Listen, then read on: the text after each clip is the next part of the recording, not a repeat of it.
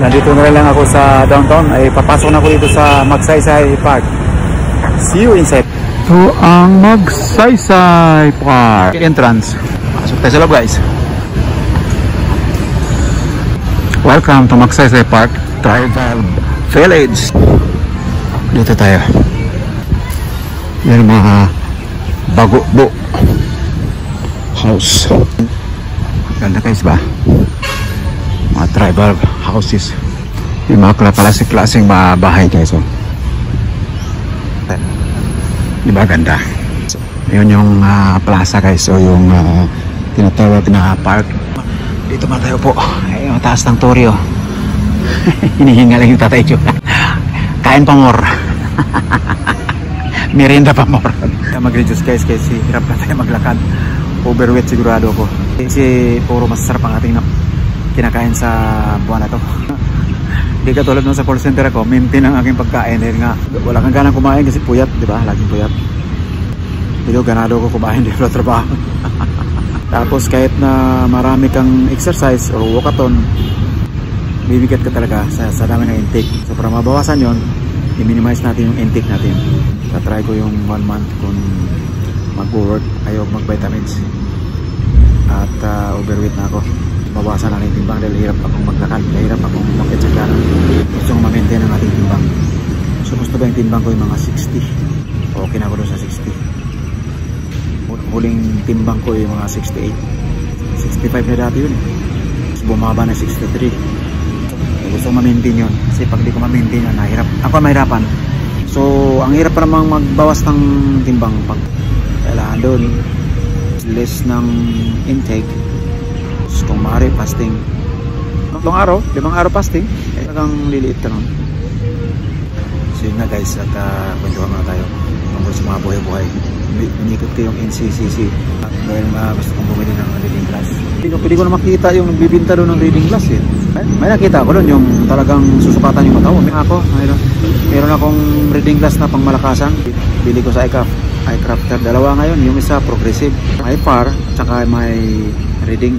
Kasi ginagamit ko na mag-drive ako ng taxi. Hindi ko magagamit kasi ayaw ko mag-salamin, lalo na sa yung dual double vista tinatawag. Naduduling ako eh. Ayaw ko magsuot ng salamin, hindi ko kailangan. Suot lang ako nito pag nasa work. Pero pag wala ako sa trabaho, ayaw ko magsasalamin talaga. So pupunta tayo doon sa tabing dagat, guys.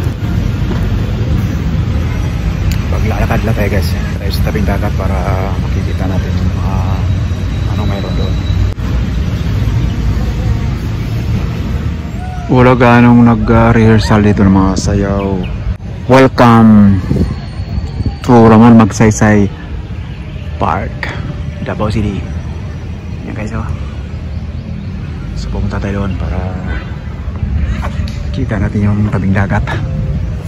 Ito yung ilalim ng tulay, guys, at mayroon pa dito nagko-construct pala o nagbuhukay ang tawag dito. May backhoe dito na gumagawa. So ginagawa pa tong tulay na to, guys, at hindi pa pinapadaanan. Bato pala ang binubuhat, pinaalis niya. Yun na, kakarga na sa dump truck. Meron 10-wheeler dito naghihintay, oh. Number 22. Ayun, babagsak na ngayon. Ayun.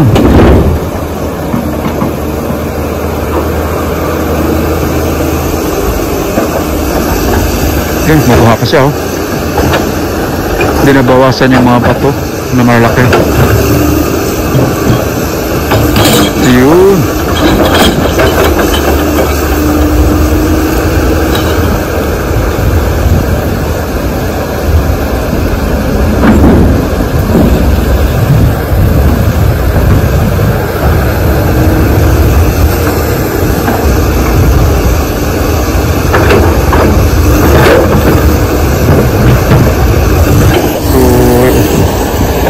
Niya.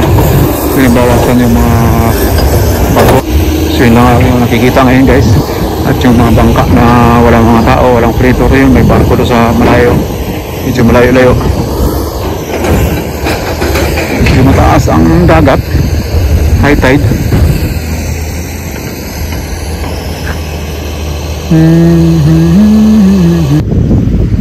Pwede ba tayong order ng world coffee dito?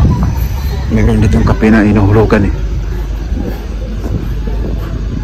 Sarap sa maligo dyan. Maligo kaya ako bukas umaga doon sa may Coastal Road. So by jogging. Oo ano, I will try. Gayahin ko yung anak ng may-ari, si John D. May-ari ng bahay na tinira ko.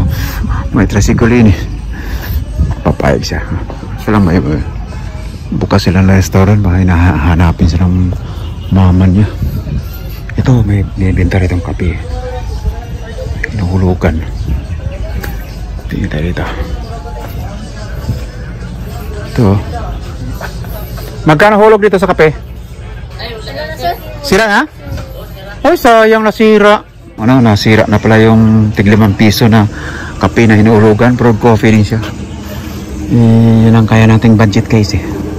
Titingin-tingin dito sa mga gumagawa dito at saka mga nangingisda yun o. Kaya no, mga mukhang mag-operte sila sa kanilang mga bangka. Ayun isang mama o yun o.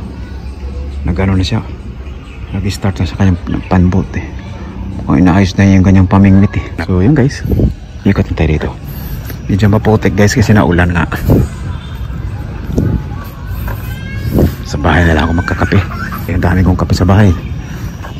Dito ko dati guys nag-registered ng nagparehistro para sa ating voters ID or voters registration dito sa area na to. Kasi dyan yung ginanap noon eh, magre-registered last year mga October if I'm not mistaken. Dito ako nagpa-registered, nagpa-transfer ako ng registration para makaboto dito. At yun nga, nakaboto ako. Majority sa mga binoto ay nanalo guys. Thank Allah.